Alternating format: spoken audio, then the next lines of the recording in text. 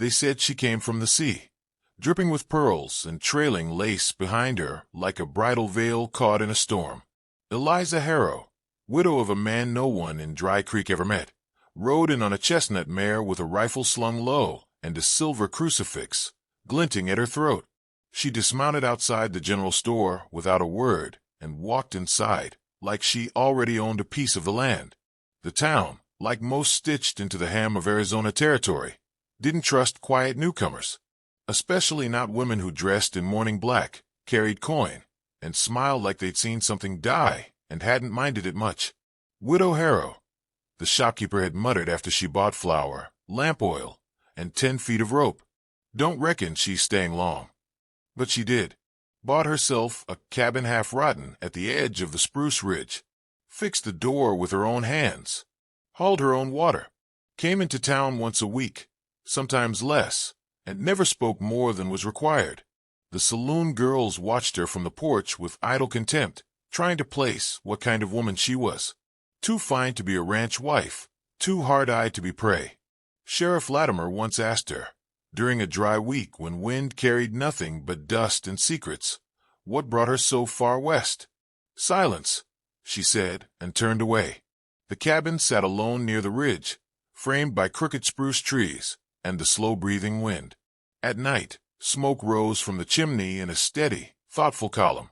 No music, no visitors, just the occasional howl of a coyote and the steady creak of porch boards as she paced under the stars. It was near dusk when he came, a rider on a pale gelding, wrapped in a worn coat the color of slate. He emerged from the trees like he'd grown out of them, unshaven and hollow-eyed, carrying nothing but a sack of furs and a hunting knife tucked at his hip. He said nothing as he passed the cabin, but Eliza stepped from her porch and watched him go, eyes narrowed. Next week, he came again, left a string of rabbits hanging on her gatepost. No note, no name. Just meat cleaned with the skill of someone who had lived more in wilderness than under a roof. She didn't take them at first, but the third time, she brought the rabbits inside, salted them, and hung them from her rafters. By the 4th week, the townsfolk had a name for him, Ridge Ghost. He'd been seen trading pelts with the Cree boy in the hills, had once patched a man's wound in silence after a cougar attack. He lived high in the rocks, close to where the wind howled like old voices, and nobody knew where he came from. Eliza, they said, had taken a liking. They were right in a way. He began coming down more often. Sometimes they'd speak, short, spare exchanges of need and barter. He brought her pine nuts, once a silver buckle. She mended the seam on his coat. One night, weeks later, someone claimed to have seen smoke from 2 chimneys. One cabin, one fire. Close together. Too close. They married, if you could call it that, under a grove of spruce. No priest, no witness. He gave her a ring made from twisted wire and turquoise. She gave him her silence and a place by her fire. After that, she stopped coming into town altogether. A few brave souls wandered up the ridge to see if she still breathed. They returned with stories of a garden carved into the rock, of snares set in patterns only trappers would know, of a woman with her hair braided back like a soldier's wife, and a rifle slung higher now, always within reach. The cabin changed, too. The lace curtains vanished. The silk gown hung like a ghost behind the bedroom door. She wore buckskin now, stitched with care. Still kept the silver crucifix, but it no longer glittered. It watched, like she did. What they didn't see, couldn't see, was how she looked at him. Rafe, she called him once, when she thought no one heard. He barely spoke. A man carved from stone, moving with the quiet of someone used to being hunted. But his eyes followed her like a tether. Not love, maybe, but something deeper. Recognition. Some nights he'd vanish for days, returning with blood on his sleeves and stories unsaid. She never asked, but she noticed the coin purse that appeared in their box, the burn marks on his wrists, the way he winced when thunder cracked overhead. And in the drawer beside their bed, under folded maps and yellowing pages, she found the paper. Wanted Rafe Colton, armed and dangerous. Last seen with the Gray Claw gang. The reward was generous. The accusations were not. Robbery, arson, 4 counts of murder, 2 of which were lawmen. Date of last sighting, 3 years ago. Location, Texas border. She burned the paper in the fire. He watched from the doorway. Neither said a word. That night, she laid in bed without touching him, her back rigid. He reached for her wrist, gently, like touching a wound. She didn't pull away. I left that life, he said. Long time ago. I believe you, she answered, though her voice sounded like she wasn't sure yet if she forgave him. But I want the truth next time. There won't be a next time, he replied. Not unless they come looking. They did, but not yet. First came a traveling preacher, eyes sunken from the road, who warned of shadows crossing from the east. A new gang, one with old scores to settle, heading for Dry Creek. Said he'd seen men skinned alive for less than betrayal. Said he'd heard a name whispered with venom, Colton. He left the next morning. They found his body 2 days later by the river, throat cut, Bible pages stuffed in his mouth. Back at the ridge, Eliza stepped into her cabin and began oiling her rifle. Rafe sat at the edge of the bed, staring at the floor. You said there wouldn't be a next time, she murmured. I hoped, he said. She closed the bolt on her rifle and looked out the window toward the dark line of the trees. Hope's got nothing to do with it anymore. The wind in the trees carried no warnings, only the dry rustle of spruce needles brushing against each other like whispers too faint to understand. Eliza moved through them with practiced steps, rifle in one hand, the other grazing bark as if drawing guidance from the trunks. The forest was her church now. Its silence was sacred, and somewhere within it, the storm was gathering. Since the preacher's murder, something in Rafe had cracked. He spent more time watching the tree line, less time speaking. At night, he sat by the hearth with his knife, not sharpening, just holding it, as if the metal gave him something the fire could not. You don't have to stay, he said one evening, voice thick with ash and regret. You still could leave. And go where? She answered, slicing an apple into quarters, without looking up. Back east, where my name's cursed and the law's worse than the devil's it chases. He didn't reply. She didn't expect him to. Truth came slow with men like Rafe, dug out of dirt and blood, not spoken clean. That night, Eliza opened a drawer she hadn't touched since the first snow. Inside was a folded map, frayed along the creases, marked with charcoal lines. Territories, hideouts, names she'd heard in whispers: Jed Spanner, Gray Claws, Buzzard Creek. She studied them by lantern light, eyes scanning like a hunter marking traps. Jed Spanner. She hadn't heard that name in years. Not since she'd buried her first husband and burned the ledger that tied her to his crimes. Jed had been there, she remembered, in the courthouse cellar where the judge whispered deals to dying men and took gold in exchange for silence. A younger Spanner then, mean, lean, and laughing while others begged. He'd vanished after that fire. Like Rafe, like her. But men like that didn't vanish. They circled back when the blood cooled. Rafe entered quietly, his shadow stretching across the floor. She didn't close the drawer, didn't hide the map. Instead, she pointed at a dark mark on the page. You rode with him, she said. Rafe didn't flinch. For a time. And now, I put 30 miles between me and the Gray Claws. Figured it'd be enough.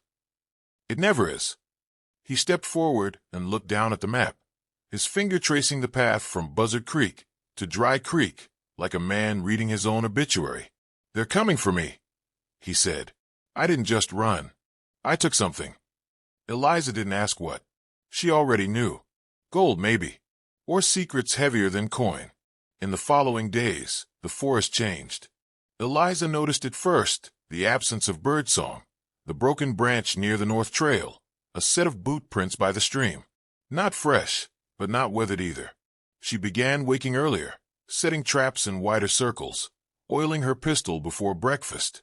The townsfolk below were slower to notice. Sheriff Latimer kept to his chair, sipping his rotgut and muttering about ghost stories and tall talk. But one by one, wagons began to vanish from the trail. A prospector's tent was found slashed open, its owner gone. A child ran screaming from the woods, said he'd seen a man with one red eye watching from the ridge. Still, the town did nothing. Dry Creek had grown used to fear. It was easier to let the ridge burn than climb it. On the fourth night, smoke curled from a ridge south of their cabin. Eliza and Rafe stood in the clearing, eyes fixed on the firelight licking the distant pines. No movement, no figures. Just a blaze, a warning, or a signal. They know where we are, Eliza said. Rafe nodded. It's Spanner. She turned to him. Then we make the first move. No. He placed a hand on her arm firm. You run. She laughed once. No humor.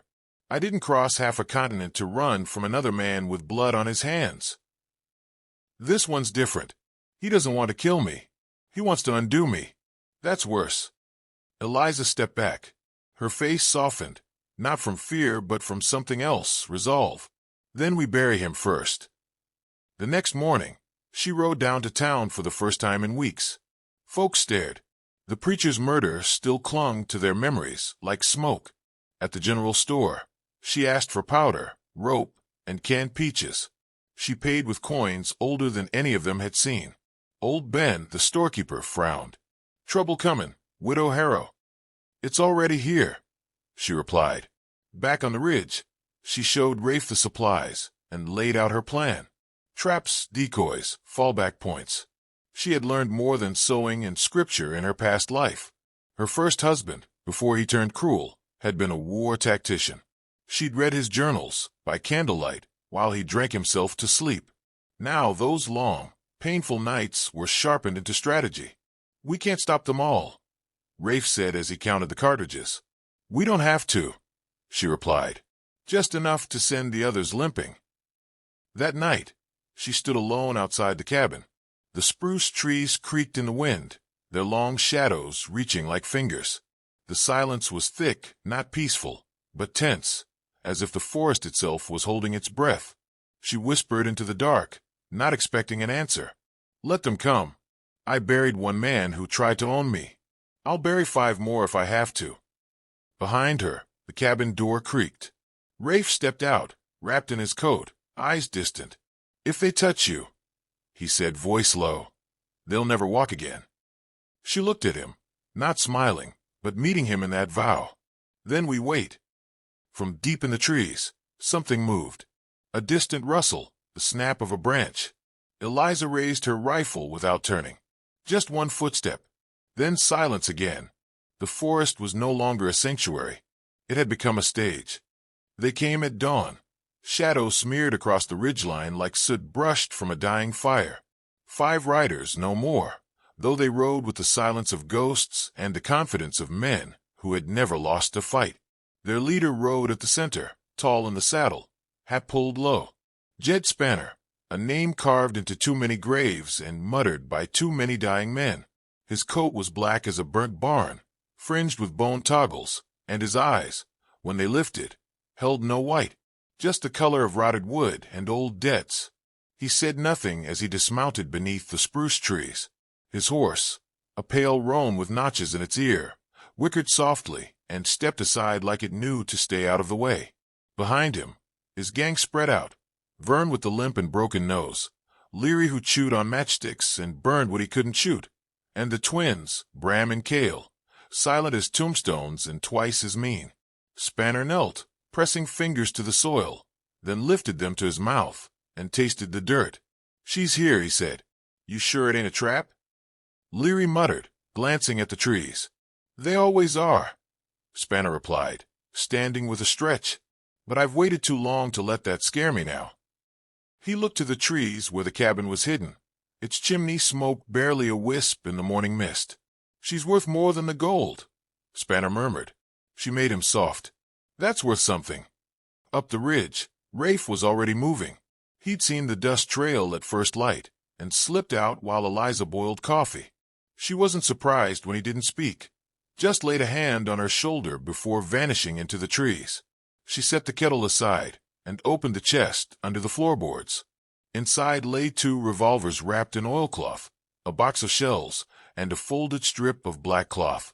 She tied the cloth around her wrist. Not for luck, for memory. The last remnant of her wedding veil, torn and stained the night she'd left her old life behind. The traps were ready. 2 days prior, Eliza had buried glass bottles in the underbrush, filled with nails and powder. Wires stretched between trees. She knew the land better than they ever would. Each clearing was a funnel, each log a signal. She didn't need to outgun them, just outlast them. Spanner and his men moved with method. They split, two circling wide, two advancing up the slope with rifles ready. Spanner walked alone, unhurried, trailing his fingers along the bark of trees like he was greeting old friends. Then the forest screamed. A blast cracked through the stillness, throwing Vern sideways in a burst of dirt and pine. He screamed, clutching his thigh as shrapnel bit deep. Before anyone could move, a second explosion knocked Cale from his feet, smoke curling like a serpent through the trees. Spanner didn't flinch. He crouched beside Vern, examined the wound, then drove a knife into the man's throat. The others stared. "We ride clean," he said. "Anyone slows us down dies." Rafe struck then, slipping from the trees like a shadow, silent and merciless. He fell on Bram from behind, driving a blade into the outlaw's ribs and twisting until the man crumpled with a grunt. Blood sprayed the ferns. But Leary was quick. He fired blind into the trees, and Rafe vanished again, rolling into cover. Spanner didn't even look back. "Come out, Colton," he called. "Let's not waste all this theater. You and I both know how this ends." Up at the cabin, Eliza heard the voice echo through the trees.